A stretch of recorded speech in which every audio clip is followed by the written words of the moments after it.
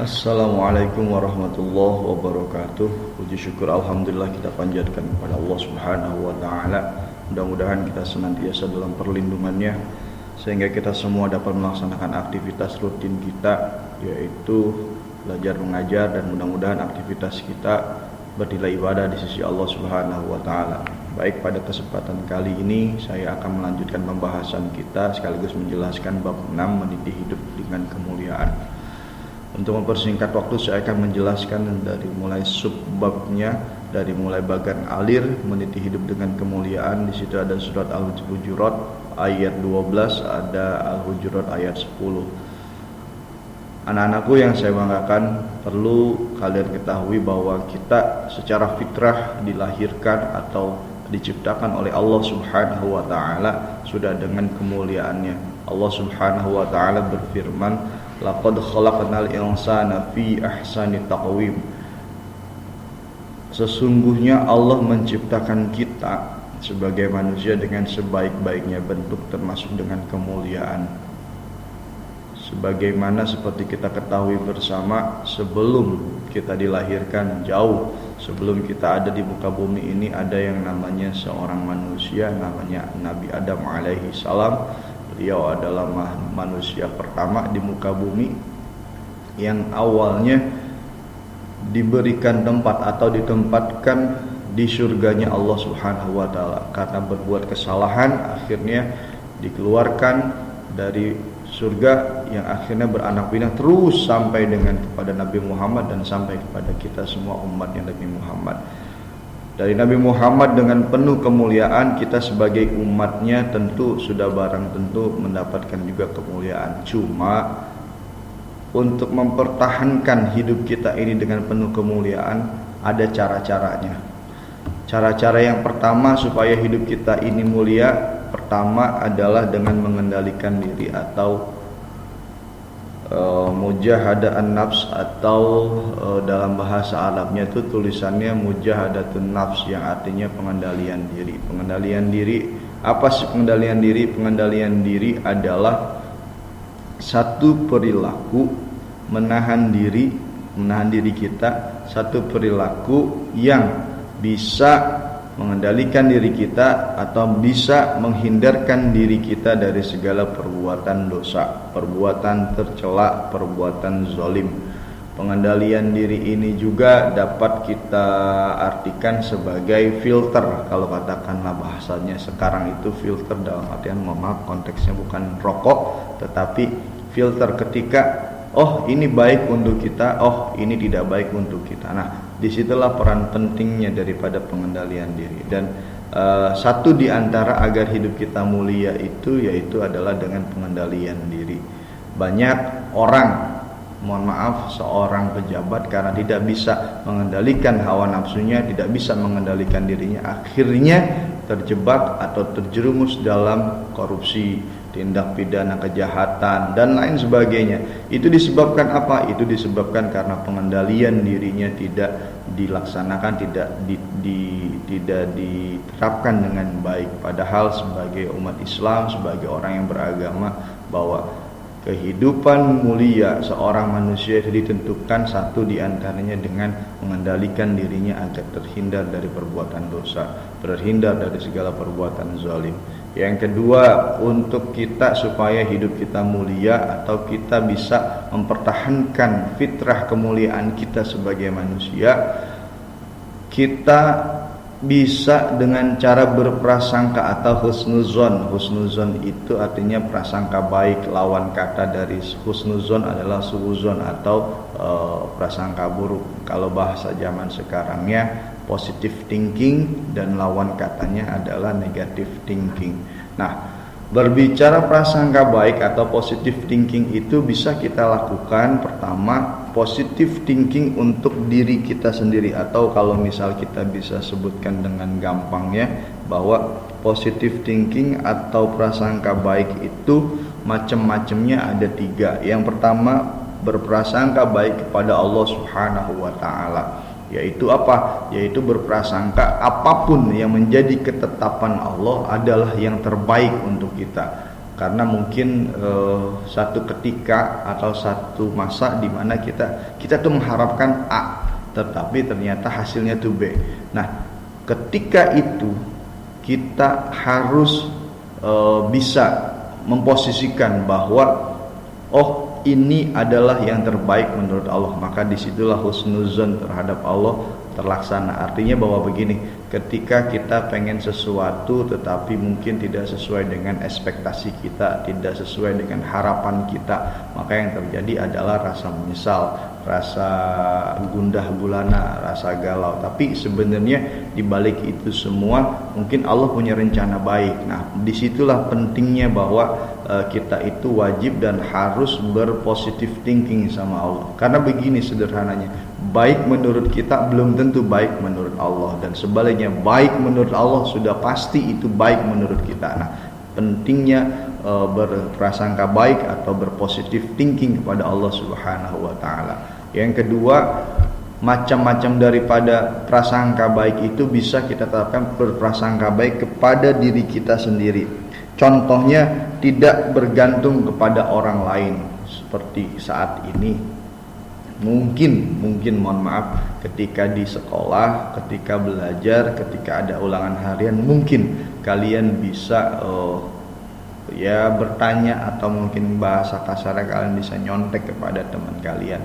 Tetapi ketika pandemi seperti ini, kalian semua belajar di rumah, otomatis kalian itu belajar dengan kemampuan diri kalian sendiri gitu. Kemudian Anda harus yakin bahwa Allah menciptakan kita sebagai manusia itu dengan kelebihan dan kekurangannya.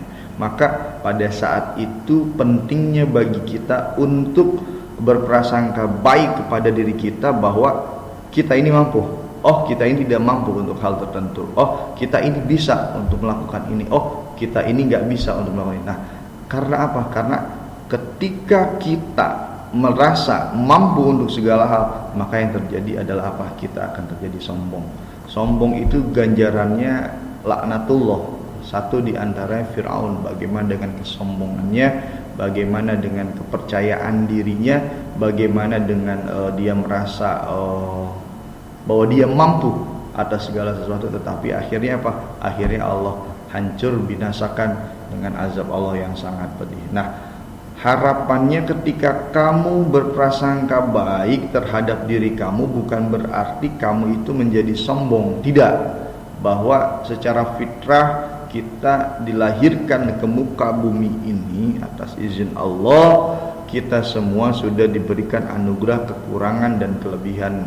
Kenapa? Supaya kata Allah lita'arafu, supaya saling mengenal. Bisa jadi kelebihan kita ini akan berguna bagi orang lain, pun sebaliknya bisa jadi kekurangan yang kita miliki akan disempurnakan oleh orang lain. Maka disitulah Allah menciptakan manusia berbangsa-bangsa, bernegara-bernegara, bersuku-suku supaya lita'arafu, supaya saling mengenal. Dan ketika saling mengenal, kita harus tahu bahwa setiap orang itu punya kekurangan dan kelebihan, dan setiap kita harus berpositif thinking terhadap diri kita. Oh, bahwa kita ini bisa untuk menjadi mitra terhadap teman kita. Kita ini nggak bisa kayaknya untuk menjadi mitra kita karena misalnya dia punya pekerjaan, kita nggak sanggup untuk mengerjakan pekerjaan dia. Maka ya kita dengan besar hati mengakui bahwa oh, saya nggak mampu untuk hal ini. Ketika satu sisi saya bisa untuk bantu dia untuk menyempurnakan hasil pekerjaan dia, maka bisa kita lakukan seperti itu. Yang ketiga, kita berpositif thinking kepada sesama manusia. Penting di sini.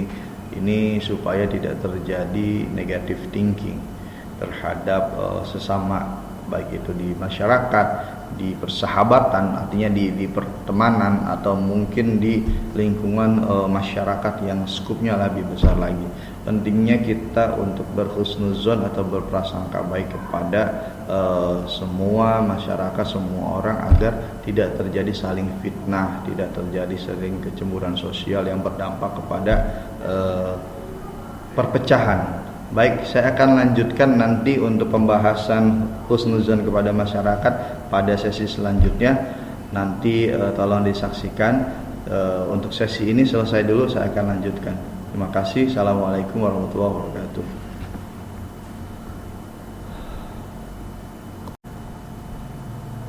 Assalamualaikum warahmatullahi wabarakatuh. Baik, saya akan lanjutkan pembahasan kita di bab 6, yaitu masih berprasangka baik kepada sesama manusia. Pentingnya kita untuk berprasangka baik kepada sesama manusia atau kepada saudara kita agar tidak terjadi yang namanya saling fitnah, agar tidak terjadi saling mencela, agar tidak terjadi yang berdampak lebih besar, yaitu perpecahan. Maka dari itu pentingnya bagi kita untuk berprasangka baik kepada sesama manusia itu, contohnya seperti kita nggak mudah untuk terprovokasi. Artinya ketika ada seseorang, ada info yang belum jelas, belum valid kita tentang seseorang, ketika ada info yang belum jelas, belum valid tentang seseorang, tentang berita seseorang, maka wajib bagi kita untuk tidak serta-merta langsung memvonis, oh dia salah. Padahal Islam mengajarkan ketika ada berita, ada informasi yang belum jelas terhadap segala sesuatu atau kepada seseorang, maka kita dianjurkan untuk fatabayyanu atau bertabayun. Maka ketika kita berhusnuzon kepada manusia atau kepada sesama manusia, pentingnya bagi kita untuk mengedepankan tabayun, musyawarah, agar apa? Agar supaya tidak terjadi saling tuduh menuduh. Nah, contoh lain daripada berprasangka baik kepada sesama, tidak iri terhadap nikmat Allah. Contoh maksudnya begini, dia mah baru kemarin kerja, sekarang sudah bisa ini, bisa itu, bisa ini. Jangan seperti itu. Nah, contoh daripada husnuzon sesama manusia itu, satu diantaranya kita tidak iri hati atas nikmat Allah yang diberikan kepada orang lain. Bisa jadi dia mendapatkan nikmat karena mungkin sedekahnya banyak tanpa sepengetahuan kita. Bisa jadi hidupnya itu mudah, enak, enjoy. Bisa jadi tahajudnya dia nggak pernah libur. Bisa jadi dia itu apa yang menjadi keinginan dia itu kayaknya gampang banget dipenuhi sama Allah. Ada aja jalan. Bisa jadi puasanya dia rajin Senin Kemis. Maka pentingnya mengedepankan husnuzon atau prasangka baik kepada sesama manusia agar tidak terjadi fitnah, agar tidak terjadi penyakit hati. Penyakit hati itu dalam artian bukan secara medis, jadi penyakit hati yang akhirnya itu kita tuh setiap melihat orang itu akhirnya negative thinking. Nah, itu penyakit hati itu sulit diobati. Ya, kalau bukan kepada kita sendiri yang mengobati. Dan cara mengobati penyakit hati, iri, dengki, prasangka buruk, itu cuma bisa diobati dengan apa? Dengan cara berhusnuzon atau berprasangka baik. Yang kemudian prasangka baik sesama manusia juga contohnya adalah bersedia bekerja sama dengan siapa? Dengan orang lain dalam hal kebaikan, ya. Artinya begini, ketika kita di satu momen kemudian kita misal katakanlah di lingkungan, mungkin dia itu kita tuh kurang suka deh sama dia, tapi karena memang di ruang lingkup masyarakat ternyata kita itu diharuskan bekerja sama untuk mencapai membuat suatu kegiatan lingkungan yang akhirnya kita tuh harus join bekerja sama dengan dia, padahal kita tuh nggak suka sama dia gitu. Misalnya karena sebelumnya dulu kita pernah dikecewakan sama dia, kemudian sejak saat itu kita nggak suka dengan sikapnya dia. Tapi satu ketika ini ada rapat RW, ada rapat RT, ini mau ngadain kegiatan Agustusan misalnya. Kemudian ternyata kita itu ditunjuk oleh RT, oleh masyarakat untuk apa? Menjadi panitia. Dan ternyata panitia untuk 17 Agustusan itu ternyata kita dan teman kita yang dulu mungkin menyakiti kita atau membuat kecewa kita. Nah, peran berprasangka baik kepada sesama itulah yang perlu kita kedepankan. Mungkin dia masa lalunya seperti itu, tapi kan berjalannya waktu mungkin dia juga akan berubah. Terlebih ini kegiatan bukan untuk kegiatan kita pribadi, tetapi ini kegiatan untuk masyarakat. Ketika memang nanti dia tidak ada perubahan, artinya begini, dulu dia bikin kecewa kita, ternyata ketika sekarang ditunjuk oleh RT atau RW atau masyarakat untuk menjadi panitia, dia juga mengecewakan kita. Biar nanti masyarakat atau orang yang akan menilai. Yang paling penting, selama kita menjalankan tugas dalam kepanitiaan itu, contohnya kita harus bekerja secara profesional, kita harus tetap berprasangka baik kepada teman kita, walaupun tanda kutip orang tersebut, teman kita itu, tetangga kita itu sudah pernah berbuat jahat kepada kita, sudah mengecewakan kita.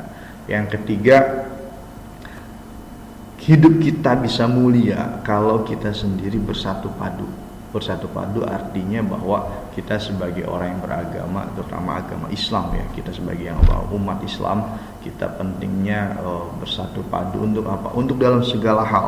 Bahkan sebenarnya harusnya tuh umat Islam itu menjadi, terutama di Indonesia ya, kalau dari sudut pandang saya, harusnya umat Islam di Indonesia itu menjadi suatu kekuatan besar, bukan dalam artian kekuatan besar untuk berperang, bukan, tetapi kekuatan moral, kekuatan sosial, kekuatan ekonomi yang sangat besar kalau umat Islam yang ada di Indonesia ini bersatu. Cuma problem yang terjadi di negara kita ini bahwa ya kita sama-sama Islam, tapi cuma perbedaan khilafiyah, akhirnya apa? Akhirnya nggak nanya, cuma gara-gara perbedaan mohon maaf, perbedaan pilihan aja untuk salah satu pasangan calon, kita akhirnya berbeda pendapat, kita akhirnya berpisah, kita akhirnya nggak mau nanya. Padahal bukan seperti itu. Islam itu bukan menyuruh seperti itu. Berbeda pendapat itu boleh, berbeda pandangan itu boleh, tetapi bukan menjadi sebuah perpecahan. Pendiri-pendiri bangsa sudah ditentukan. Sebagai contoh, ada yang namanya Kiai Haji Ahmad Dahlan. Kiai Haji Ahmad Dahlan itu adalah seorang pendiri Muhammadiyah. Mohon maaf, saya harus jelaskan, bukan berarti posisi saya berada di Muhammadiyah, tidak, tetapi ini sebagai penambahan wawasan buat anda semua bahwa pendiri-pendiri bangsa ini dari berbagai macam latar belakang, dari agama, dari nasionalis, kemudian dari demokratis dan seterusnya, itu bersatu padu untuk apa? Untuk membangun, merumuskan dasar negara yang akhirnya ada yang namanya Pancasila. Kembali, Kiai Haji Ahmad Dahlan, dia itu tinggal di Yogyakarta, dia itu abdi dalamnya Yogyakarta, kemudian bahkan dia adalah imam besar di Masjid Yogyakarta. Tapi satu ketika dia beda pendapat dengan siapa? Dengan rajanya. Pertanyaannya, apakah Kiai Haji Ahmad Dahlan itu akhirnya dia keluar atau bermusuhan? Tidak. Sama-sama membangun Indonesia dengan caranya. Artinya apa? Bahwa Kiai Haji Ahmad Dahlan sebagai seorang ulama, sebagai seorang kiai, dia membangun Indonesia dengan kekuatan moralnya. Seorang raja, dia membangun Indonesia dengan apa? Dengan kekuatan politiknya. Untuk apa? Untuk supaya Indonesia ini makin makmur, terutama khususnya pada saat itu di Yogyakarta. Kemudian ada Kiai Haji Hashim Asy'ari yang di Kabupaten Bekasi, ada juga yang namanya Kiai Haji Nur Ali.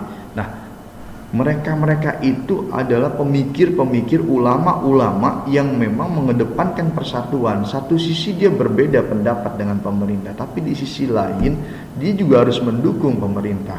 Artinya apa? Bahwa yang dikedepankan, yang menjadi perbedaan adalah pendapatnya, tetapi yang namanya ukhuwah, namanya persaudaraan, namanya persatuan, itu harus tetap menjadi ruh dalam pergerakan itu sendiri.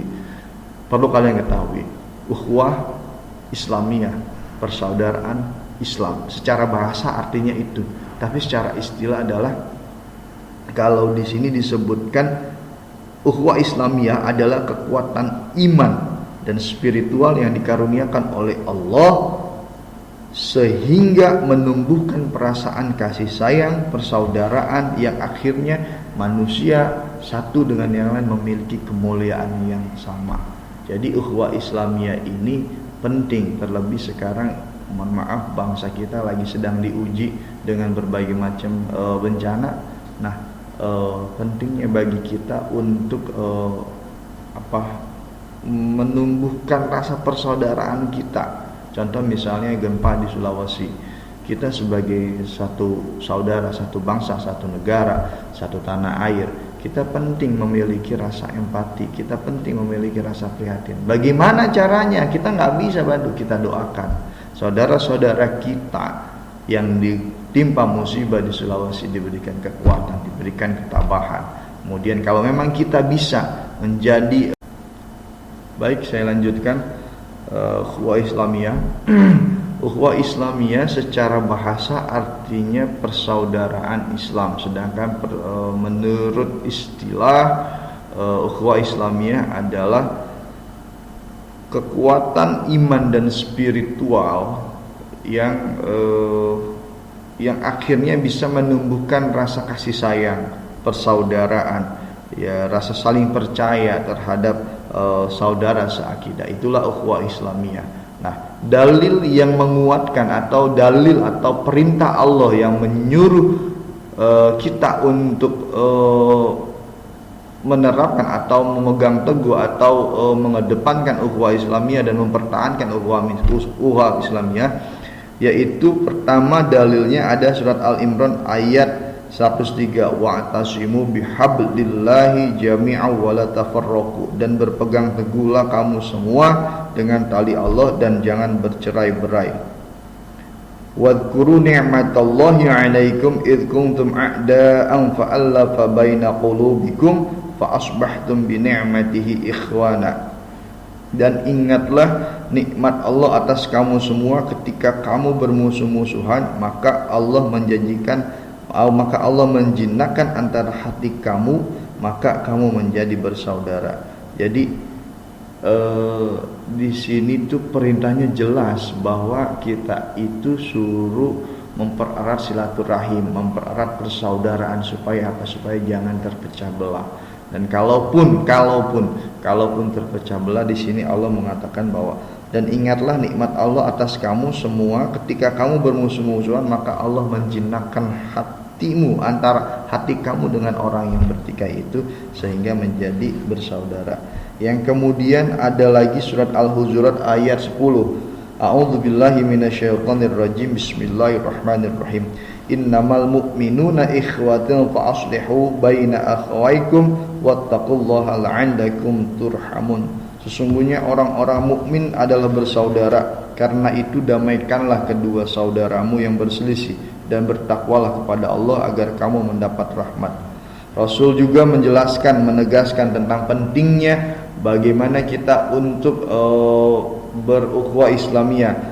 Rasulullah Shallallahu Alaihi Wasallam bersabda, la tadkhulunal jannah hatta tu'minu wa la tu'minu hatta tahabbu.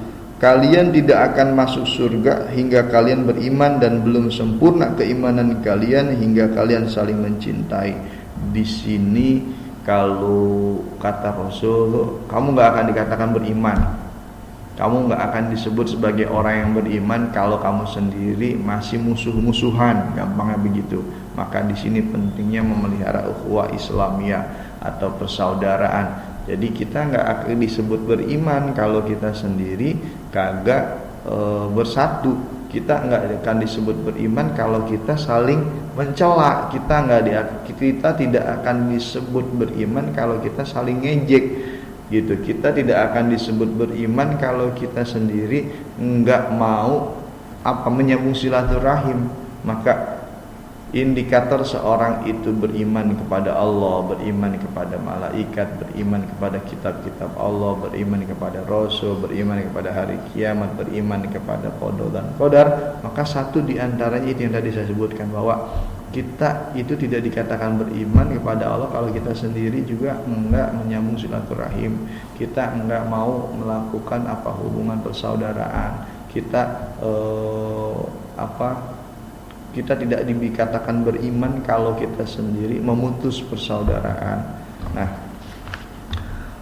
selanjutnya lalu apa aja yang bisa kita lakukan atau bisa kita terapkan dalam menerapkan perilaku mulia supaya supaya kita bisa mengendalikan diri, kemudian supaya kita bisa berhusnuzon, kemudian kita juga bisa berukhuwah Islamiyah.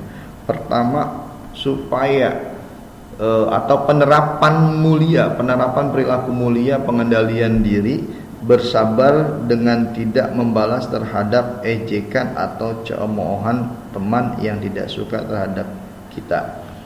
Artinya begini, mungkin kita dibully, mungkin kita diejek, maka supaya kita kita terlatih untuk bisa mengendalikan diri kita, satu ya kita jangan membalas. Begini, ketika seseorang tidak suka dengan kita, akhirnya dia bully kita, kemudian dia jahil sama kita, kemudian kita kemudian dia iseng sama kita, apa yang harus kita lakukan? Jangan dibalas. Artinya apa? Abaikan saja. Karena apa? Kalau dibalas, bedanya kita dengan dia apa? Dia membuli kita, terus kemudian kita balas dengan kita membuli dia, bedanya dia dengan kita apa? Maka bentuk daripada contoh pengendalian diri, ketika kita diejek ya sudah, kita nggak usah terpancing emosi, kita nggak usah balas untuk ngejek dia lagi, apalagi sampai berantem, nggak usah. Cukup kita abaikan saja. Toh apa yang dia katakan semuanya tidak benar. Yang kedua, memaafkan kesalahan teman dan orang lain yang berbuat aniaya kepada kita. Artinya mungkin kita pernah dikecewakan sama orang, tapi ketika dia minta maaf ya maka kita tidak ada alasan untuk tidak memaafkannya.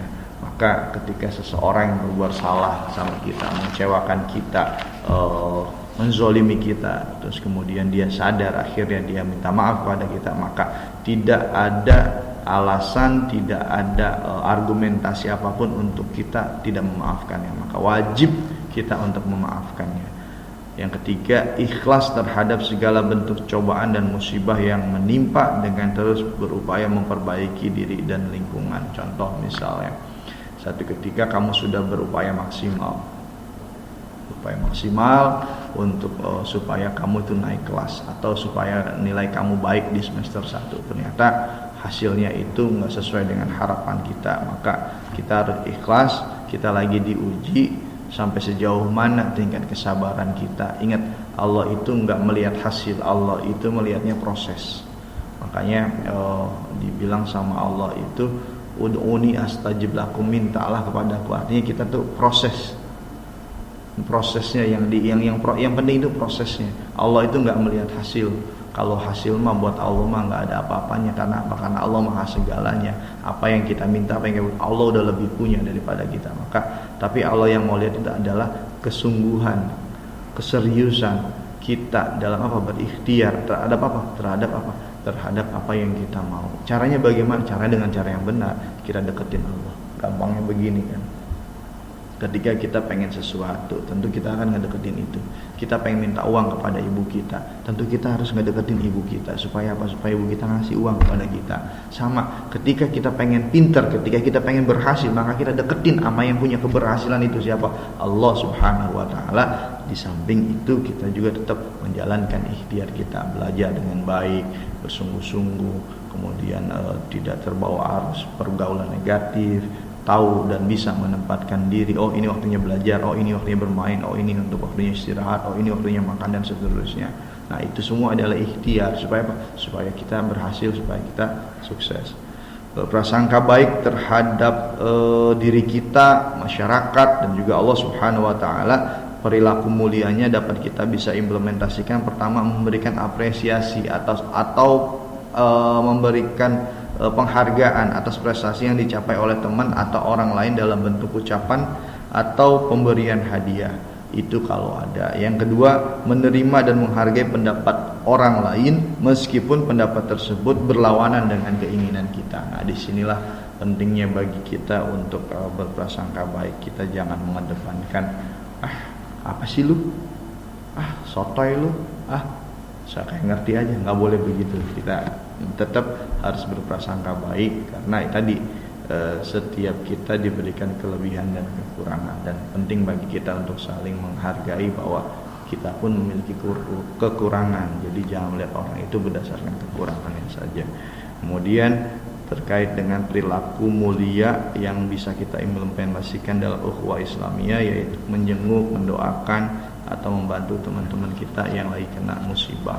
Kemudian mendamaikan teman atau saudara yang berselisih agar mereka sadar dan bersatu kembali. bergaul dengan orang lain dengan tidak memandang suku, bahasa, agama, budaya dan agama yang dianutnya. Jadi kita nggak boleh mengkotak-kotakan, nggak boleh mendiskriminasikan. Karena apa? Karena tidak sesuai dengan prinsip ajaran Islam, yaitu ukhuwah Islamiyah. Baik, saya rasa cukup. Terima kasih. Mohon maaf bila mana ada kekurangan di sana sini. Billahi taufiq wal hidayah.